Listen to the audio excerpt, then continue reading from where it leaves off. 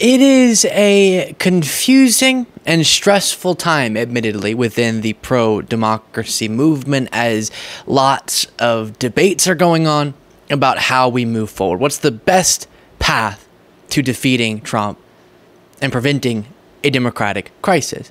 And I will continue to say before showing you something that may add further confusion to this conversation, that I think our willingness to engage in introspection, doubt, and confirm that we're doing the best thing for the outcome that we want to see, and not just a cult-like dedication like what we see in MAGA to one person. But for those making the argument that Biden needs to stay in the race, you just had some news that bolsters that. Bloomberg reports Biden narrows gap with Trump in swing states despite debate loss. Listen to this. After everything we've gone through in recent days and weeks, and as I'll continue to say if you're new to this channel, very real, justified concerns and conversations going on post-debate, again, about the best path to victory. But this is very interesting, adding to that picture. President Joe Biden registered his best showing yet in a Bloomberg News Morning Consult tracking poll of battleground states, even as voters offered withering appraisals of his debate performance amid panic within his party. Republican Donald Trump led Democrat Biden by only 2 percentage points, 47% to 45%, in the critical states needed to win the November election. That's the smallest gap since the poll began last October. Biden now leads Trump in Michigan and Wisconsin. He's within the poll's statistical margin of error in Arizona, Georgia, Nevada, and North Carolina, and is farthest behind in the critical state of Pennsylvania. So again, in an incredibly bad perception time, right? A politically damaging time where Biden has just taken multiple blows politically. You have a statistical tie, Arizona, Georgia, Nevada, North Carolina, leading in Michigan and Wisconsin, and then behind in Pennsylvania. But that's something, if you're making, again, the case for Biden staying in, that you can definitely overcome by November. And while we will look at the broader polling look in a second, we do have to make sure we're focusing on electoral college victory. There's also a lot of focus on the national polls, but really it's going to come down to those states listed there. And right now, at least according to this Bloomberg News Morning Consult poll, Biden's in the best place he's been since they started tracking those swing states. Very interesting. But because, as I will continue to commit to, even though I have a very positive, as we've outlined, view of Biden's presidency thus far, a very successful presidency, I also am committed to being transparent in the good, the bad, and the ugly. So The Hill reports, this is the other look. Polling's giving us a very confusing picture. Leaked polling memo shook Democrats in their boots, says former Obama advisor. And then it talks about how the polling memo from Open Labs, leaked to Puck News, showed how President Biden's support was sliding following his panic-inducing debate performance Thursday. The Open Labs memo noted the largest single-week drop in Biden's vote share since it began horse race tracking in late 2021, which it noted came as Biden already faced a challenging election landscape before the debate. Among the key findings was that 40% of Biden voters in 2020 said he should end his campaign, up from 25% in May. The poll also showed Biden's vote share falling in every important swing state, with Trump holding a roughly 7-point lead in both Michigan and Pennsylvania. So a very different story than the Bloomberg Morning Consult, which to me emphasizes a point a lot of people have been making, which is it's really hard to know exactly where this race stands. Even though the Bloomberg poll does indicate Biden's actually made progress in recent weeks, this is sort of a Democratic insider polling group that normally is kept private, seems to indicate the opposite. And even with some positive news, good fundraising, the poll numbers that I mentioned, I have a hard time believing the last few weeks have helped Biden's candidacy, to be frank. But if you are looking at the national polls, you can see a noticeable uptick for Trump's numbers, unfortunately, now sitting at 42.1% in the average of polls, and Biden at 39.1%. 5.7%. And if you go through some of these recent national polls, you're seeing a lot of polls where Trump is leading. And then you have Biden getting asked, what is the plan? And his response is as follows. Then how can you pursue a case that democracy is at risk, that you are the best candidate to beat Donald Trump? Because I've beaten him before, and I've gotten more done than any president has. Have you spoken to members of Congress? No, but you've been wrong about everything so far. You were wrong about 2020. You were wrong about 2022. We were going to get wiped out. Remember the red wave? You were wrong about 2023. And you said all the tough races, we won them all but 2. So, look, we'll see. Have you spoken? Yeah, and listen, I think one thing it's important to understand, for many of you who've watched this show or others, where I think we do a really good job of taking an objective look at the governance of Biden, it's easy to say, as he's sort of saying, look at the success of the last few years, look at who he's going up against, and recent false predictions when it comes to elections. The media having a consensus on what's expected and that not coming to fruition. So that's a case you can make. And also, while the facts of Biden's governance tell a very strong story, candidacies are about perception. You can do all sorts of great things. If you're not perceived to be the right person, then that's all that matters when it comes to electoral politics, unfortunately. And so I really think this is going to come down to those around Biden, Biden himself, and observing how the political landscape continues to react to the last week plus, that's going to determine the fate of this candidacy. And for us, those who don't have control over what the decision is, it's a pretty simple equation, right? Either Biden stays in, and there are major deficits with the candidacy, as we're seeing, and major concerns and doubts, especially post-debate.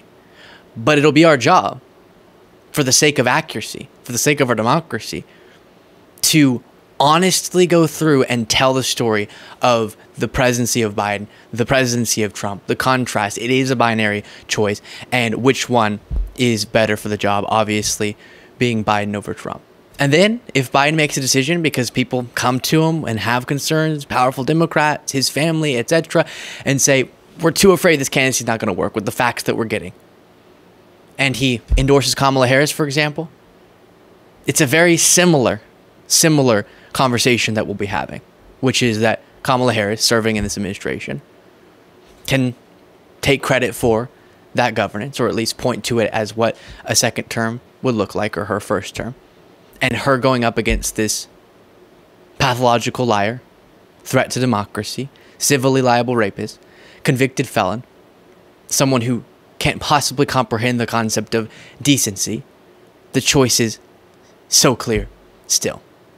So again, while I am hearing people, the reason I'm wording it this way is because I'm hearing people, even in my audience, with a level of confusion and panic, and I just want to say, take a breath. For us, it's a very simple decision. We don't have to stress like maybe some of the people more in the inner circle will have to in making these decisions, right? Our choice is simple, and what we're going to do before November is essentially the same, just maybe a different name at the top of the ticket, but we'll see. If you appreciate the work that we do to put together the show every day, a way you can show that and help us continue to grow is by clicking the subscribe button. It's easy, it's free, but it makes all the difference. Back to the video. Now, while there is a case, and I think level-headed, reasonable people are making it, as to why something like a Kamala Harris candidacy would be stronger, you have respected historians like Alan Lichtman making the opposite case, that the best thing for the Democratic Party, with the perception problems, with the candidacy issue, is sticking with Biden. Here's him making this case once again. One bad debate and spineless Democrats are ready to abandon their... And I should note, again, that Lichtman is also someone who has a great track record with predicting who's going to win an election.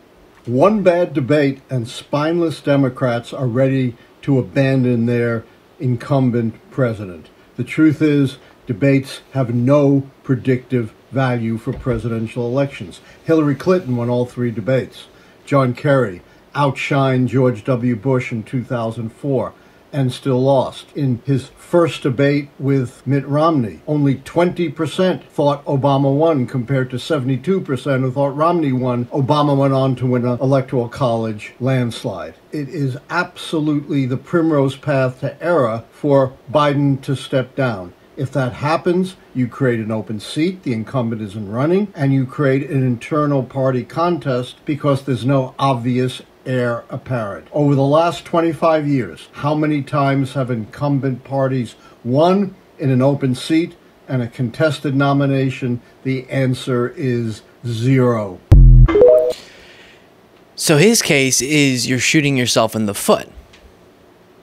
Now, the response to the point that is fair about the lack of importance when it comes to presidential debates in deciding who wins, the counterpoint to that is that this was more about a confirmation of beliefs that people already had and exacerbating those fears enough to sort of be a straw that broke the camel's back. And then what I want to get to, and again, I give you these different arguments. I'm most interested in hearing how you all are processing the information. But again, what I want our message to be is that nothing changes in what we're advocating on behalf of, and that's democracy. That's common sense governance. We'll see how this progresses. I think we're going to know in the next week or two, in or out. And regardless, we have a very, very similar path forward in our advocacy and in breaking down the facts for people. But one thing that's really bumming me out, and why I love so many of you who are so respectful in the comments to one another, is seeing people who are traditionally allies turn on one another over this discussion. That's what I want to review. All three people in this Twitter/X back and forth are friends of the show, and I have respect for all of them. But you'll notice jumping down each other's throat. This is what I would encourage us not to do as the pro-democracy movement. Within this, you have more liberal individuals. You also have a former Republican, Tim Miller. And it goes as follows. Aaron Rupar wrote, he said he's staying in. Actually, let me start with Tim Miller said, I will gladly make the case for Biden if he stays in, certainly with a clearer message than he delivered tonight, referring to the ABC interview. I will posit that the people who are being unhelpful right now are those who are providing air cover for this slow march to disaster. And Rupar responded to Tim Miller, saying, he said he's staying in, and you're still making the case against him, which complicates your position. Is there a deadline for the negativity? So far, a pretty fine discussion, but Jojo from Jurors, again, all friends of the show. Tim is Team Tim. She writes, I'm not even sure he knows what the F he's doing anymore. He's just being contrarian for clicks or something. I think he was respectable. I thought he was cool. I was so wrong. He's an effing overrated hack, and he can't stake a claim on an actual opinion with actual follow-through. That's all the red flag you need stays far away. And then Tim Miller responded saying, I'm sorry you don't appreciate honesty and sincere concern for our country and find that uncool. And you'll notice it goes on from there. He at some point talks about a long diatribe from JoJo. She pushed it back against that, and they're going, questioning the intentions, questioning the dedication to the country and what's really behind these ideas.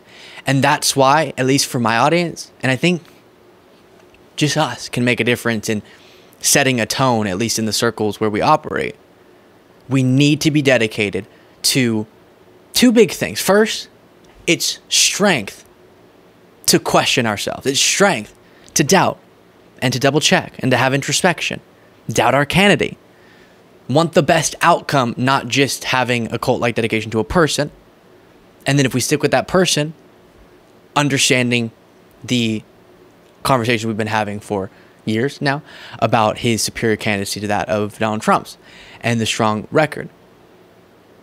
And number two, we're all doing this in the interest of democracy. We're all on the same team here. And so I think questioning each other's intentions and going after each other like we're opposed to one another is not a productive cause, with respect to those examples. Let me know what you thought of all that in the comments. Lots to respond to. If you appreciate the work we do and you want to get an extra episode of the show daily, plus you're supporting the show, you can do so by clicking the join button below.